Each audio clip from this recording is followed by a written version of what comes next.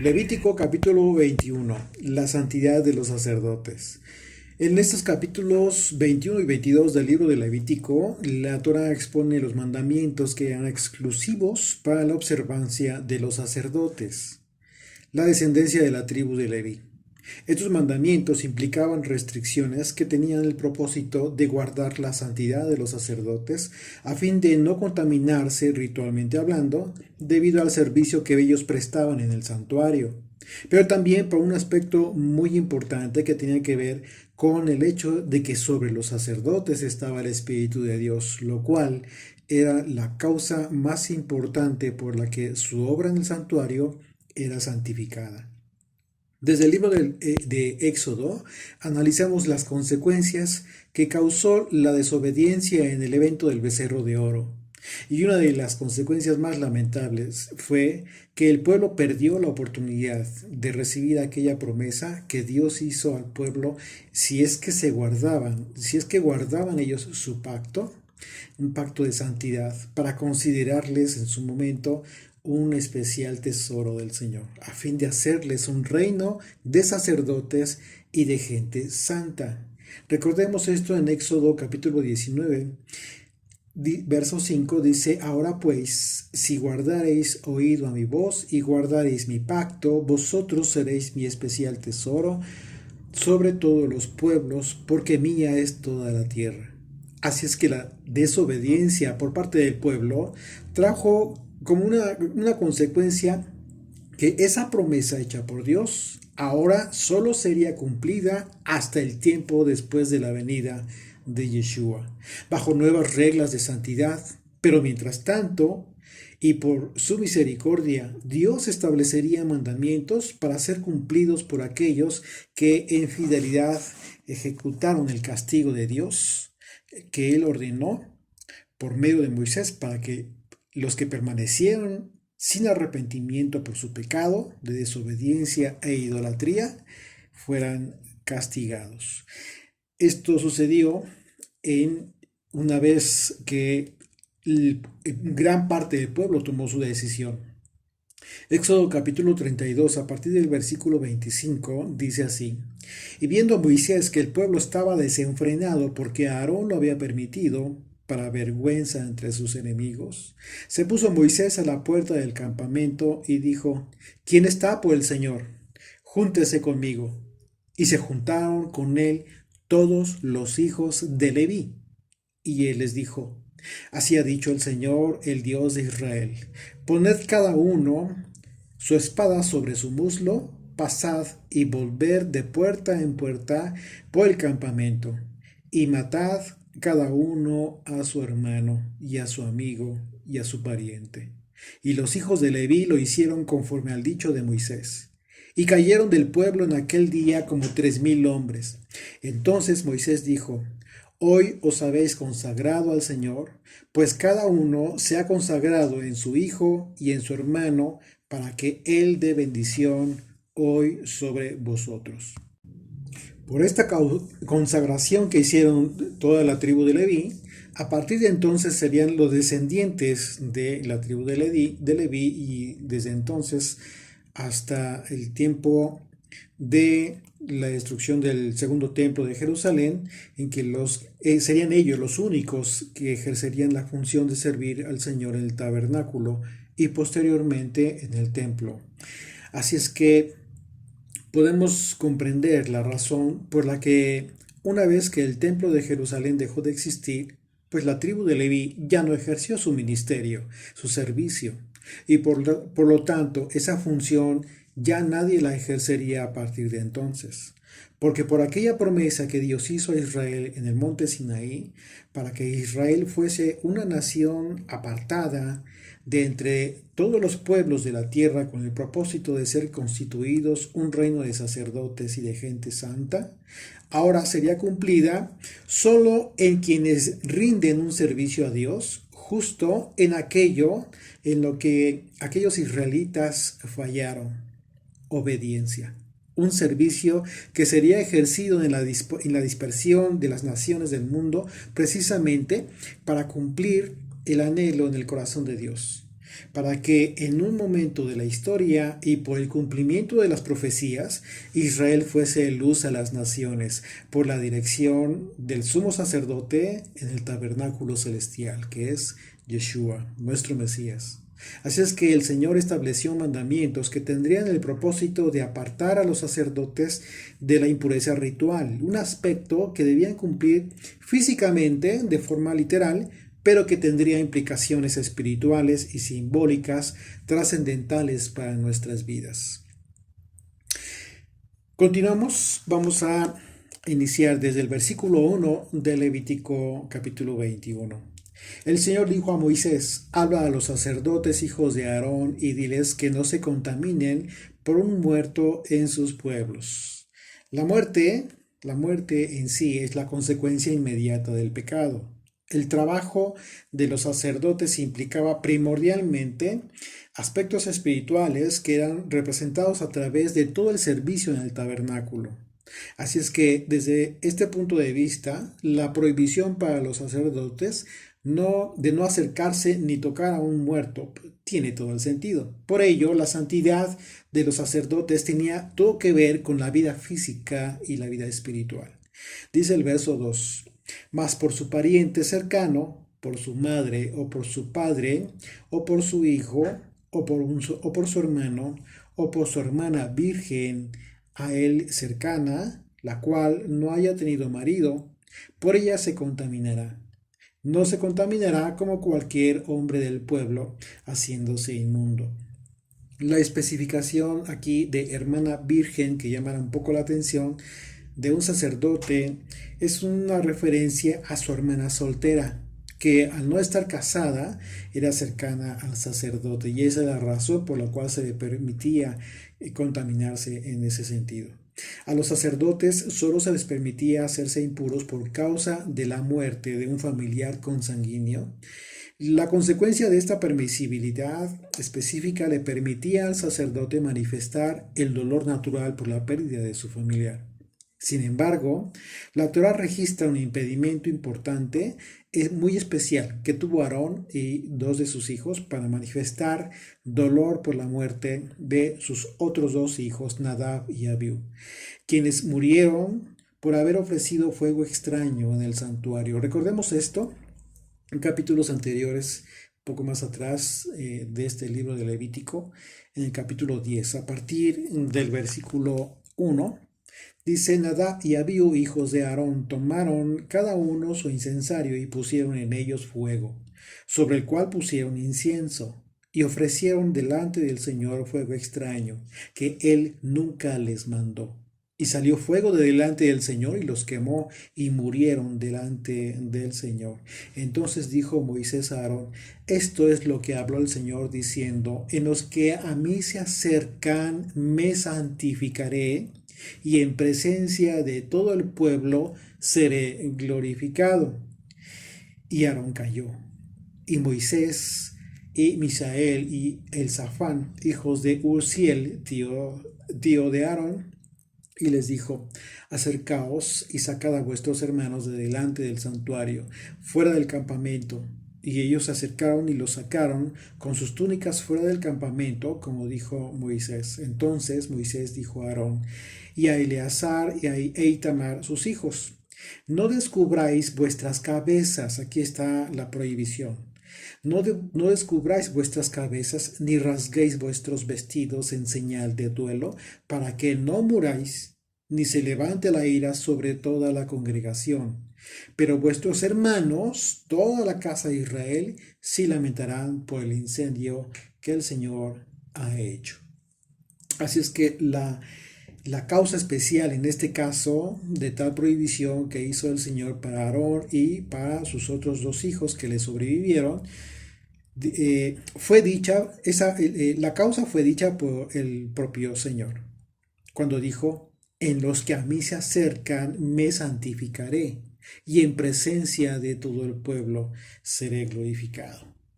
Continuamos en el verso 5 de Levítico 21. Dice: no harán tonsura en su cabeza, ni raerán la punta de su barba, ni en su carne harán rasguños. Bueno, El mandamiento, este es un mandamiento muy parecido en el que analizamos en el capítulo 19 de Levítico, en el versículo 27. En dicho pasaje, el contexto de esta prohibición fueron las prácticas idólatras de los pueblos paganos. Y como lo analizamos, el mandamiento que vemos en el capítulo 19 fue para que el pueblo en general, mientras que en un momento dado el contexto del mandamiento de este capítulo que estamos analizando, el capítulo 21, solo tiene que ver con la santidad de los sacerdotes específicamente. Son mandamientos distintos, aunque son muy parecidos. Y de ahí viene alguna confusión que algunas personas han tenido. Entonces, son muy parecidos, casi iguales, casi idénticos los mandamientos, ¿cuál la diferencia es, exactamente entre el capítulo 19, el mandamiento que vemos en el capítulo 19 y el mandamiento del capítulo 21 del libro de Levítico? Bueno, la diferencia está en una palabra específicamente.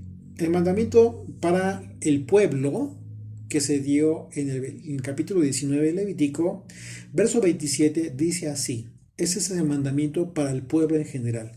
No haréis tonsura en vuestras cabezas, que tiene que ver con un tipo de corte en la cabeza, retirando el cabello. Dice, ni dañaréis la punta de vuestra barba. Atención en la palabra dañaréis. El mandamiento para los sacerdotes, ya en este capítulo 21, dice el verso 5, no harán tonsura en su cabeza, ni raerán la punta de su barba, ni en su carne harán rasguños. Bueno, como vemos, hay una palabra que cambia en un versículo y otro, ya que en el versículo 27 de Levítico 19 se refiere a la palabra dañaréis, que en el hebreo es la palabra shakhat, que literalmente significa destruir, arruinar. Mientras que la palabra que se utiliza en el versículo 5 de Levítico 21 es raerán, que en el hebreo es la palabra halak, que significa literalmente afeitar o rasurar. Por esta diferencia, hoy quienes consideran que cumplen algún mandamiento por dejarse crecer la barba, cometen un error en virtud de que no son sacerdotes del orden de Levítico en funciones. En lugar de ello, el mandamiento que sí debemos cumplir todos como pueblo es el que ordena de no dañarnos en ninguna manera la barba, como se describe en el capítulo 19 de Levítico. Este mandamiento que fue dado al pueblo permite, por supuesto, afeitarse sin ningún problema. Además de que, bueno, dato extra, pues implica un aspecto también de higiene. Continuamos en Levítico 21, verso 6. Santos serán a su Dios y no profanarán el nombre de su Dios, porque las ofrendas encendidas para el Señor y el pan de su Dios ofrecen. Por tanto, serán santos. En el capítulo 22 del libro de Levítico, el siguiente, se describe la santidad de las ofrendas que el pueblo ofrecía al Señor y el mandamiento para que los sacerdotes se abstuvieran de las cosas santas del Señor. Es por ello que la condición de santidad de los sacerdotes se mantenía en tanto que evitaran la inmundicia. Por eso tiene mucha relación esta santidad, estos mandamientos de santidad para los sacerdotes. Porque de esta manera, en su caso, transgrediendo los mandamientos, profanarían o ofenderían el nombre del Señor al ejercer su servicio.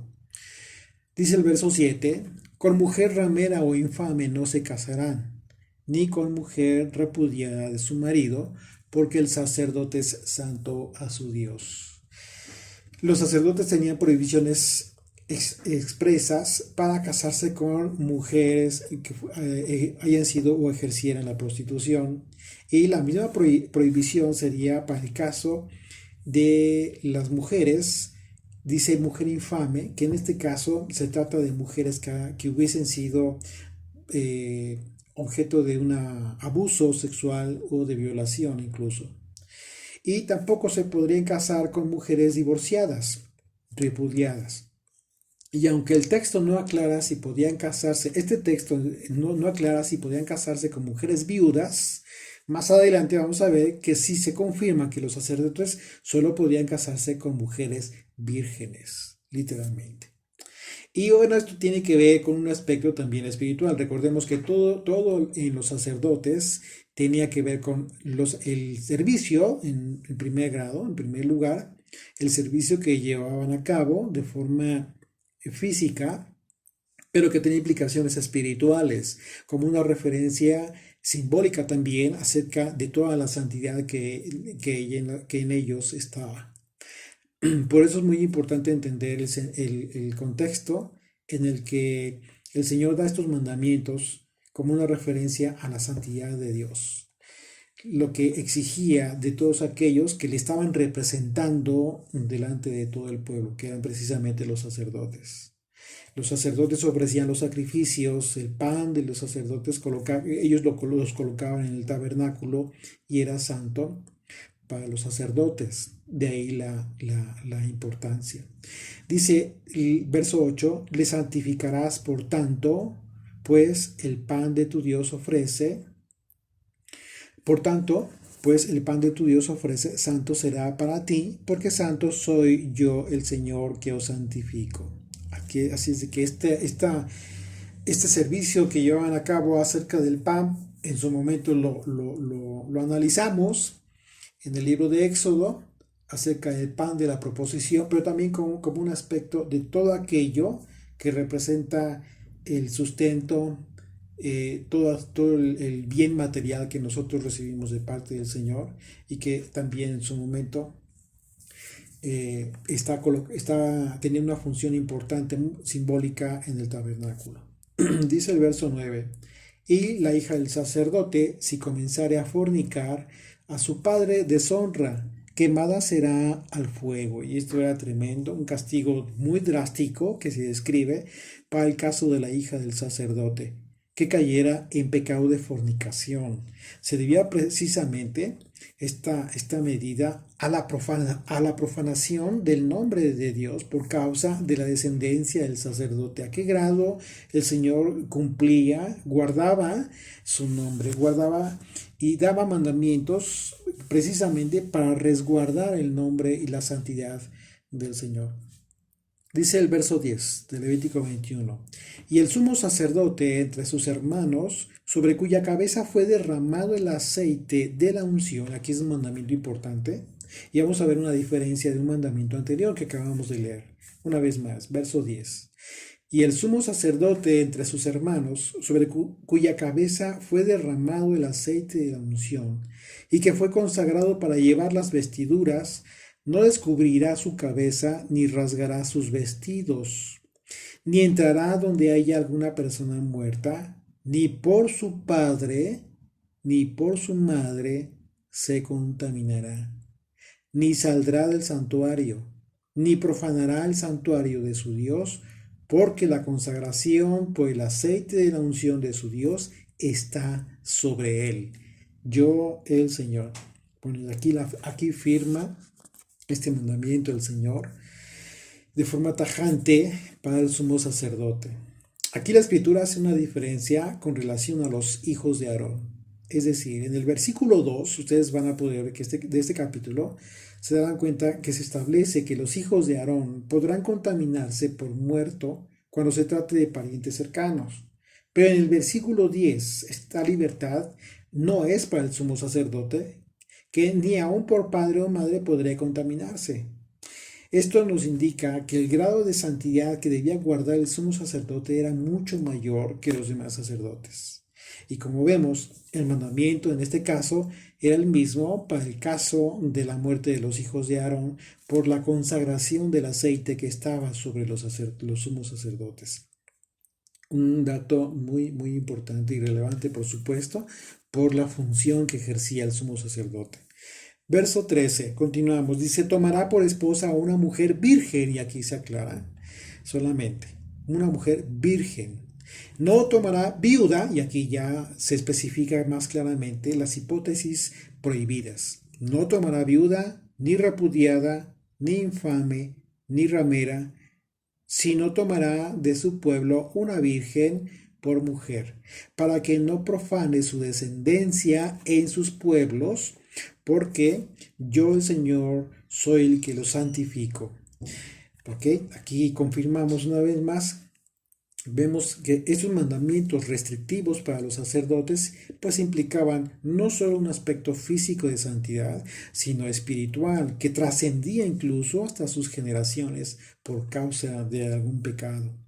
Continuamos ya para finalizar, ahí en el verso 16. Dice, y el Señor habló a Moisés diciendo, habla a Aarón y dile, ninguno de tus parientes por sus generaciones que tenga algún defecto se acercará para ofrecer el pan de su Dios. Aquí esta prohibición que en un momento dado ya hemos hablado en estudios anteriores y que de primera instancia pudiera parecer un poco cruel, pero realmente vamos a ver que es todo lo contrario.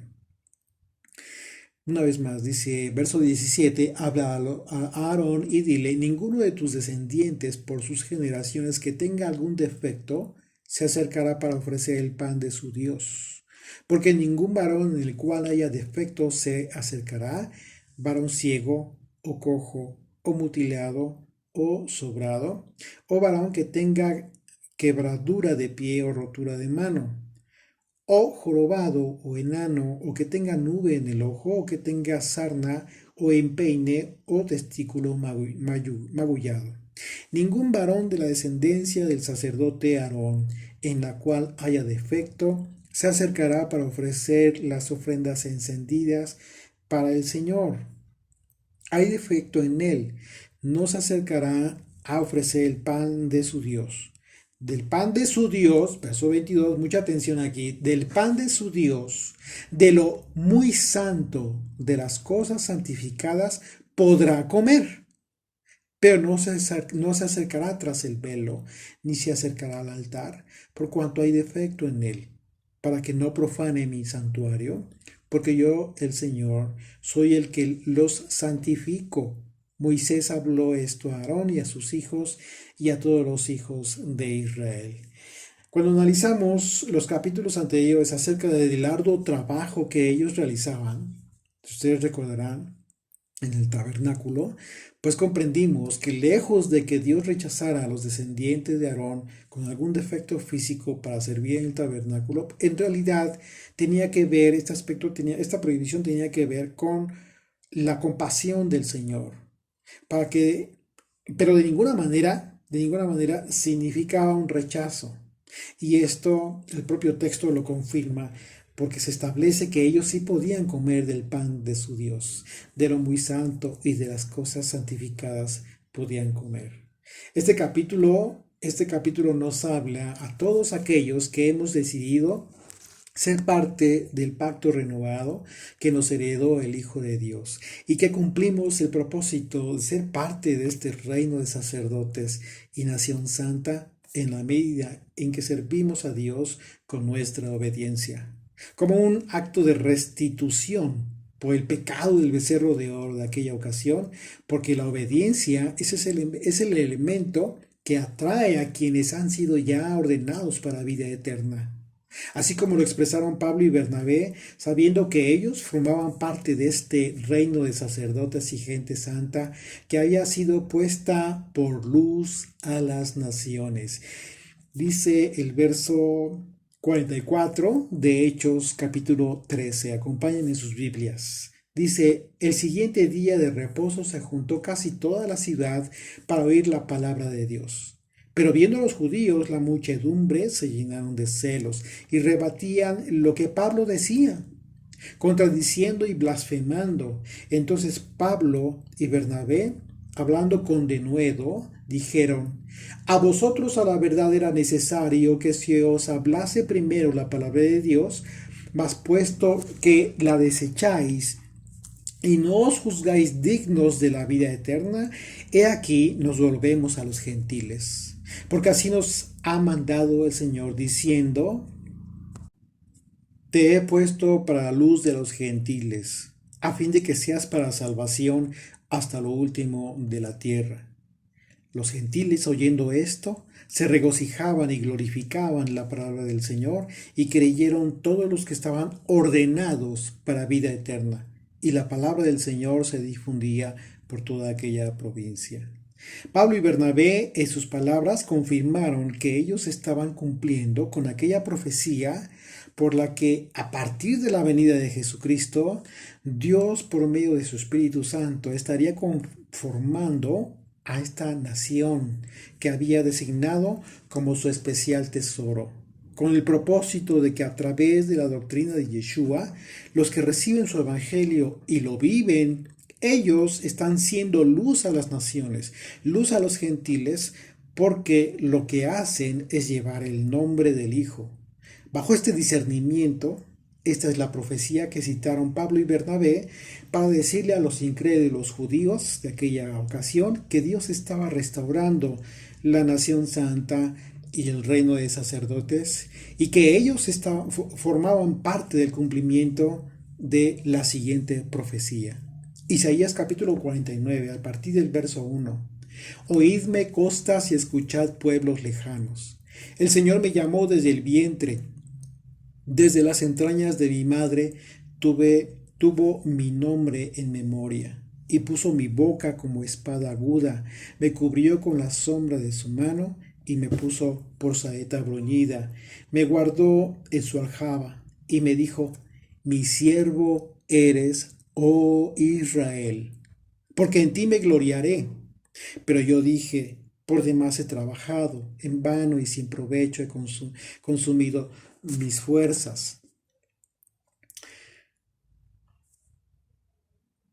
Pero mi causa está delante del Señor, y mi recompensa con mi Dios.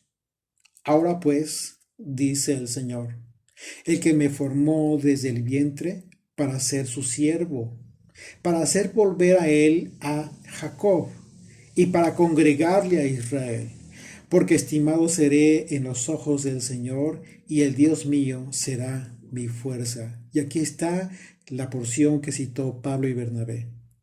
Dice: Poco es para mí que tú seas mi siervo para levantar las tribus de Jacob y para que restauras el remanente de Israel.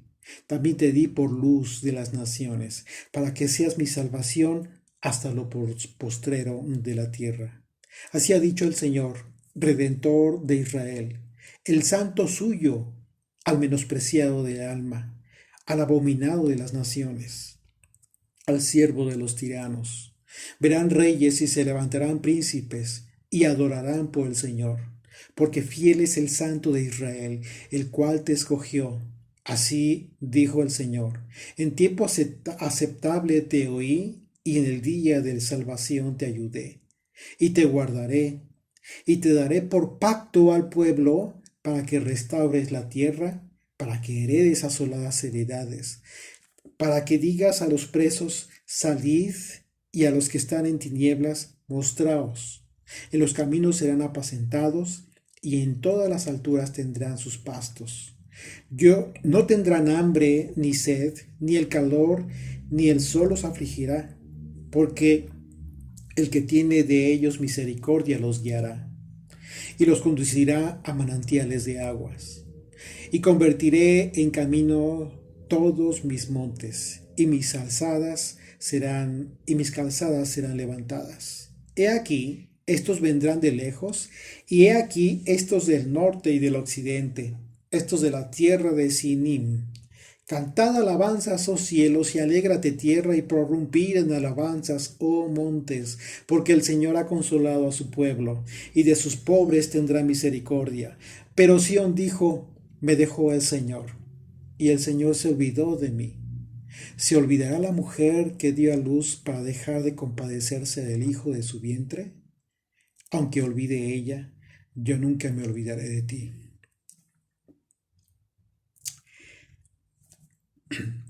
He aquí que en las palmas de mis manos te tengo esculpida, delante de mí están siempre tus muros. Tus edificadores vendrán a prisa, tus destruidores y tus asoladores saldrán de ti. Alza tus ojos alrededor y mira. Todos estos se han reunido, han venido a ti. Vivo yo, dice el Señor, que de todos, como de vestidura de honra, serás vestida, y de ellos serás ceñida como novia. Porque tu tierra devastada, arruinada y desierta, ahora será estrecha por la multitud de los moradores, y tus destruidores serán apartados lejos. Aún los hijos de tu orfandad dirán a tus oídos, estrechos es para mí este lugar. Apártate para que yo more, y dirás en tu corazón, ¿quién me engendró estos? Porque yo había sido privada de hijos y estaba sola, peregrina y desterrada. ¿Quién pues crió estos? He aquí, yo había sido dejada sola. ¿Dónde estaban estos? Así dijo el Señor, Dios. He aquí, yo tenderé mi mano a las naciones y a los pueblos levantaré mi bandera. Jesucristo, su cruz. Y traerán en brazos a tus hijos, y tus hijas serán traídas en hombros. Reyes serán tus ayos y tus reinas tus nodrizas. Con el rostro inclinado a la tierra te adorarán, y lamerán el polvo de tus pies. Y conocerás que yo soy el Señor, que no se avergonzarán los que esperan en mí. ¿Será quitado el botín al valiente? ¿Se ha rescatado el cautivo de un tirano? Pero si dice el Señor, ciertamente el cautivo se ha rescatado del valiente, y el botín se ha arrebatado del tirano. Y tu pleito yo lo defenderé, y yo salvaré a tus hijos, y a los que te despojaron haré comer sus propias carnes, y con su sangre serán embriagados como con vino. Y conocerá todo hombre que yo, el Señor, soy Salvador tuyo y Redentor tuyo, el fuerte de Jacob. Si tú eres parte de esta profecía que citaron Pablo y Bernabé, entonces que tu mensaje sea luz a las naciones, luz a los gentiles cada vez que hablas las palabras de Yeshua, porque quien cumple esta profecía es Jesucristo, en ti y en mí. Porque el que nos hace formar parte de este reino de sacerdotes y gente santa es el que nos santifica y nos ha dado la salvación. Amén.